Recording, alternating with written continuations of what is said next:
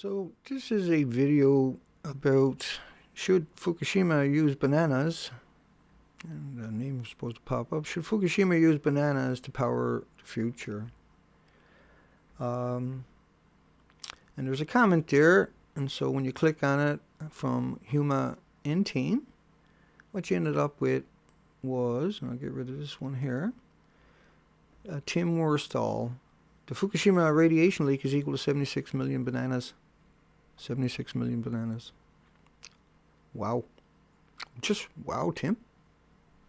What did the world do to you to make you that angry? I wonder that you would say something like that. Why didn't your editors catch that? And why didn't your production catch that? Why didn't Forbes catch that? Why would Forbes allow you to put up that headline? I wonder.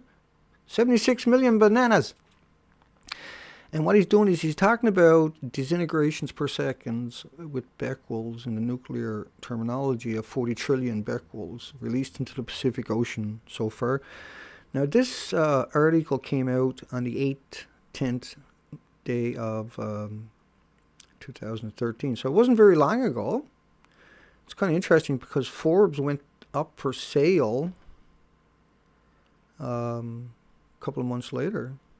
Now, Tim also wrote this article here. NSA PRISM sounds like a darn good idea to me. That's what the government is for, to spy on you and track, trace, and database you and watch you all the time.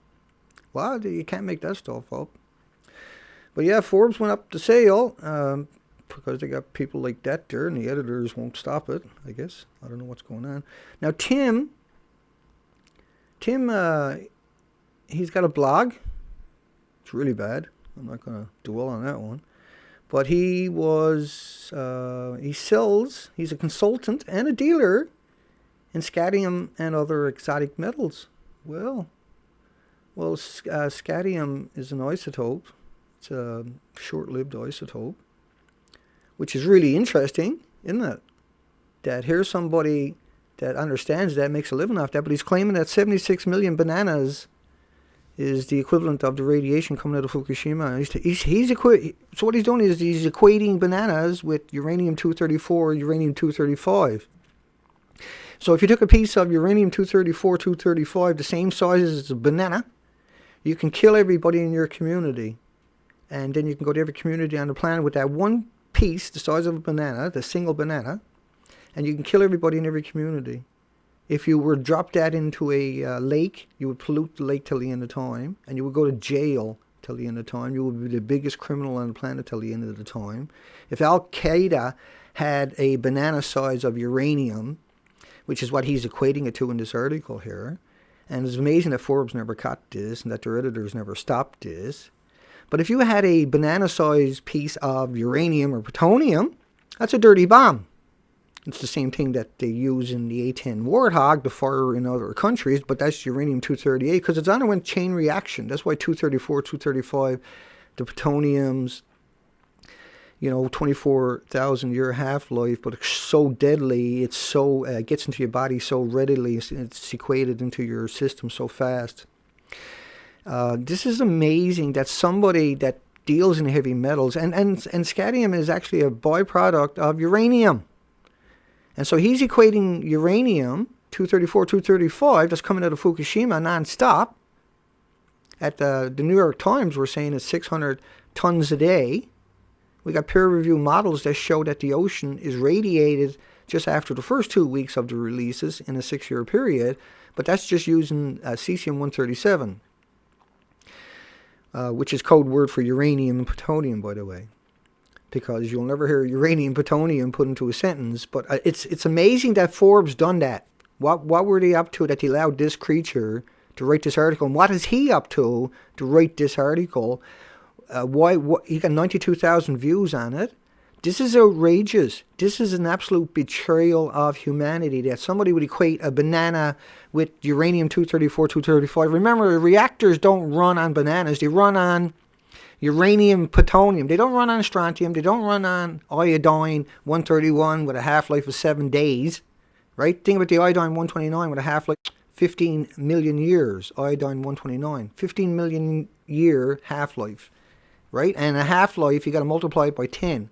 So if the 15 million year half-life, then it's actually 150 million year life, because it breaks down into different radioisotopes till it finally gets down to scantium, which is what he makes his money off. This is one of the most outrageous, most criminal things you can imagine that you're looking at on the screen. It's embarrassing that somebody on this planet would do that, particularly embarrassing when somebody makes money off uranium byproducts, like Tim does. And I would like to see 2,000 blogs tear this person apart today and put an end to his career and his future, because that's what he deserves. We won't get our way, but that's what he deserves. And in the future, that's what people like this will be getting, except it'll be a million people screaming at him that he's a monster and that we need to put monsters like that away, right? Because he also wrote that article about prison, how the government should monitor everybody. That's what the governments are for, he said. So that's not a real human. That's a creature. That's a critter. Take care, folks. And if you feel like it, blog them out and tell them that a banana got nothing to do with uranium-234 or uranium-235 plutonium. The situation may be worse than thought. Studies from last year indicate that radioactive water will contaminate the entire Pacific Ocean in just 6 years. Kim Min-ji reports. This graphic shows the gradual contamination of the Pacific Ocean due to leaks of radioactive water from the crippled Fukushima nuclear plant in Japan. The simulation, which was run by a German marine research institute, shows the entire Pacific waters being polluted by radioactive water in just 6 years. We need to get subscribed and get this unity stronger and beat YouTube at their own game. Okay, that's what this is about. Like I say, go to the remix button, hit the remix button.